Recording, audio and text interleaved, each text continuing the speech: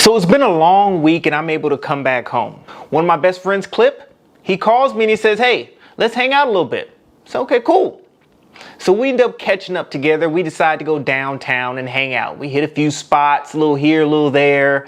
But we found one particular spot that we decided to stay at. Nice vibe, great music, drinks were good.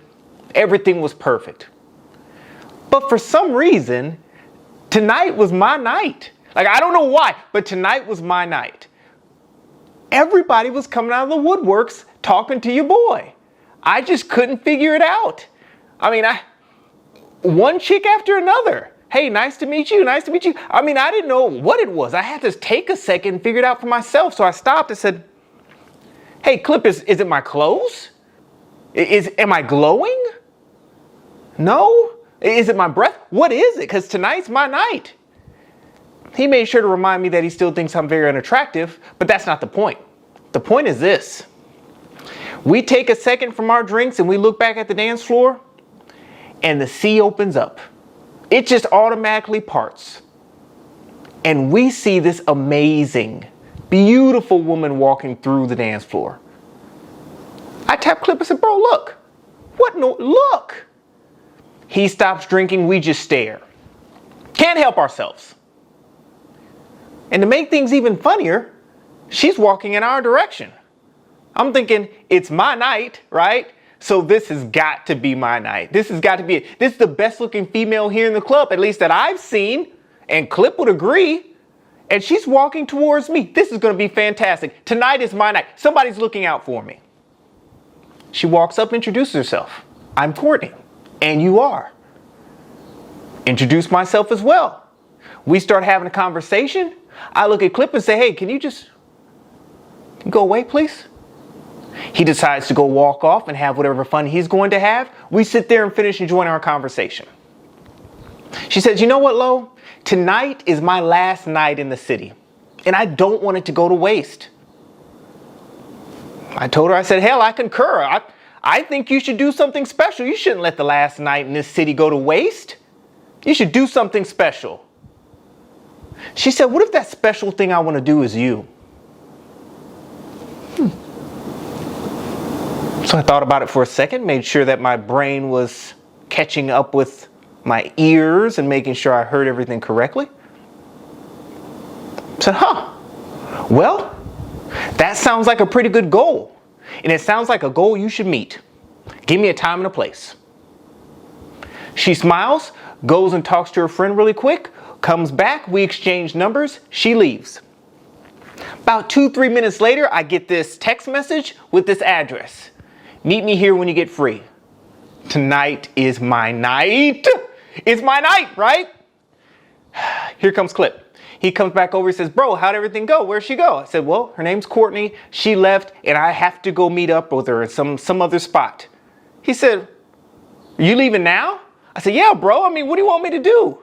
He said, I don't give a damn what you do, but you drove here, so how am I getting home? I said, don't worry about that. You're resourceful, Clip. You'll figure it out. Don't you worry about that. And don't you ruin this for me. All right? Don't be selfish.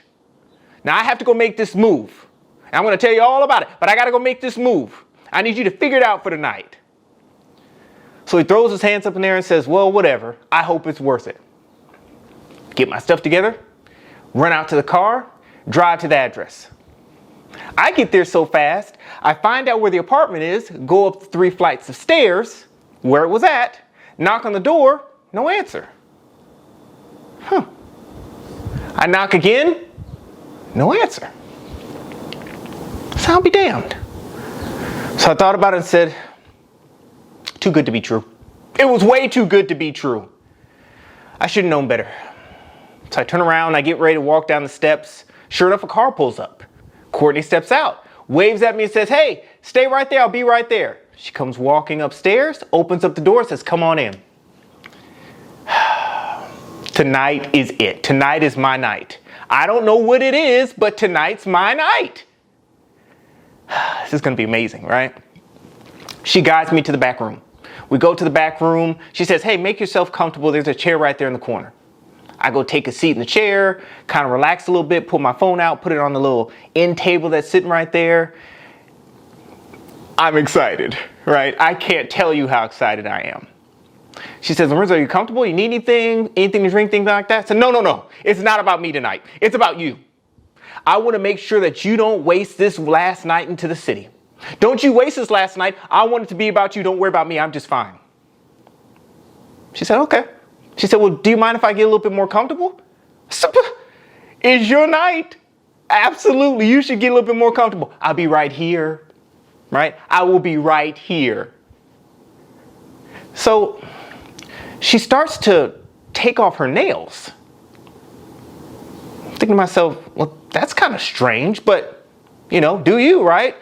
So she starts to tell me how one of her nails had fell off tonight and how it bothers her to have one off kilter or whatever, so she takes them off. I said, okay. Now, mind you, it's kind of dark, right? So you can't really see everything. It's a little dark in there. But I can notice, just looking a little closer, because I was looking, we both know that. I was looking. I said, hell, her nails look worse than mine. But, it happens, right? No big deal. Not going to ruin my night. Certainly isn't going to ruin her last night in the city. No big deal. Then she takes off her shoes. Huh. So that's a little strange. She looked about 5'3", 5'4" in the club, but I guess she's maybe 5 foot, 4'9" it looks. But hey, that happens. That's okay. Things like that happen. Then she starts to take out her hair. I said, whoa, what are you doing? She said, well, I have to take my hair out because I can't lay on it. I said, what do you mean you can't lay on your hair? She says, this stuff is kind of expensive. I can't just lay on it and roll in it and anything. Okay. Now, at this point, I'm a little nervous, right? Gotta be honest, I'm a little nervous here. Like, taking out your hair. Okay, I get it. But she starts removing quite a few chunks of hair, and she's starting to look more and more like me as time goes on. So I'm concerned. Heart rate is elevating. I'm concerned, gripping the handles of the chair a little tighter, but it's okay. It's not a deal breaker. I get it. I should have noticed that from the beginning. Wasn't paying any attention. It is what it is. I get myself back together. She says, hey, Lorenzo, if you don't mind, just excuse me for a second. I got to go take off this face. I don't want all this makeup and stuff to be smeared throughout the sheets. I'm like, okay, I didn't know you had a lot of makeup on, but that's cool. Yeah, no problem. Go ahead and take them off. I'll be here when you get back. So I wait about 2-3 minutes. She comes back. At least someone that's wearing her clothes come back. Because she looked nothing like the Courtney I saw at the club. The Courtney I saw at the club had some amazing lips. Her eyes were a different color. I don't know where that Courtney is. She must have left that motherfucker in the bathroom. But the person I'm looking at right now is not Courtney. And I am freaking out. This doesn't look like the same Courtney. Who the hell is this? And I'm certainly not going to say it out loud because I don't want to insult her or anybody else. But at this point, the panic level is elevated. We are top notch. If there was a level of 0 to 10, I'm at 9 right now. I'm at 9 right now. But it's okay. Get yourself together. Get yourself together. Let's figure this out. I said, okay, are you good? You where you need to be at? She said, well, let me get out of these clothes.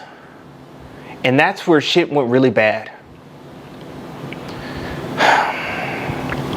So she starts to take off her top layer of clothing, and I notice once that comes off, there's some type of outer space alien fashion custom design outfit underneath. Like it was some enhancing shapewear out of this world stuff. I don't know how to explain it. It was one piece and it had straps. And it was holding everything in. And stuff was just coming out everywhere. What is going on? Stop taking that off. Stop taking off the alien enhancing outfit. Stop. That's what I'm saying in my mind, right? At this point, I just told you I was a level 9 out of 10. At this point, I hit 10. Level 10. Level 10. What am I gonna do? I got myself in this situation. I can get myself out, but what am I going to do? Because she's taking this off and it's taking her a while to get it off and it's buying me some time, but I am running out of options. I am running out of options. And I tell you what, that minor chance of having an erection left about 5 minutes ago. So that performance is not happening. It is not happening. Okay, think this through. Okay, so I got 3 options, right? I can fight, I can flight, or I can invite the situation. Inviting the situation is not an option anymore because that shit left when she came out the bathroom looking the way she did. So X that out. Inviting the situation's not gonna happen. So I'm down to 2 options. I'm gonna fight or I'm gonna flight. Hell, she's a female, I'm pretty sure, and she's 5 foot, so I don't want to try to get in a fight with her. She'll probably kick my ass. I don't know what she's working with, right? So I X out the fight, so that means flight. That's our option. Circle and highlight flight. That's what we're going to do. Check mark next to that. That's what we're going to do. Okay, what's our plan? My brain's not working the right way.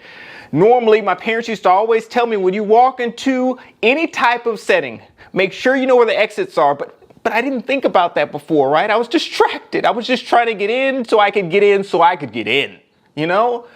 I didn't think about the exits or anything like that. I mean, we went up 3 flights of steps, so here's a window, but I can't jump out of that. I mean, hurt myself really bad or die, and how am I gonna explain to everybody that I pretty much ran from ass? I mean, nobody wants to hear that story. Nobody's gonna believe it, so I can't do that. I'm running out of time. She's almost done taking out this alien outfit. So, what am I gonna do? What am I gonna do? What am I gonna do? Right when I'm starting to think about what I'm going to do, she hits me with something I will never forget. She has the audacity to say, "I sure hope this scar on my leg doesn't scare you off." I looked at her and said, "Excuse me?" She said, "Yeah, I have this scar on my leg. It's not the best looking. I don't want it to scare you off." I said, "Don't worry about the scar. I didn't even notice it." That was the truth. I didn't. I was scared off, but it had nothing to do with her damn leg. Running out of time. She's almost done. So I need a miracle at this point. My brain's not working. Even if I took off running, I don't remember how to get to the front door. I need a miracle at this point. And it came through. I hear this ding, and she hears it too. Huh, that's my cell phone that I left on the end table. She says, "Hey, Lorenzo, do you need to get that?" Yeah, I need to get that. I need to get that now. So I pick it up, I look at it, it's a text message. It's from my boy Clip. The text message reads, "I hate you, hope your dick falls off." Right? Now I'm smiling because in my mind it hit me. There's my out. I'm gonna have to call a bitch move, but there's my out. So then Courtney says, "Is everything okay?" I said, "Well, Courtney, this is my partner from the club and he needs his keys, and unfortunately I have them just like DJ Khaled. So I need to go downstairs to give him these keys and then I'll probably make my way back." She said, "No problem. By the time you get back, I'll be ready." Okay. So I get all my shit together. I walk out, try to find the front door. I'm out the gate. I get into the car and I speed away like I just robbed the bank. Just Clyde, no Bonnie. Just Clyde, no Bonnie. Just robbed the bank. That's how I'm speeding down the road.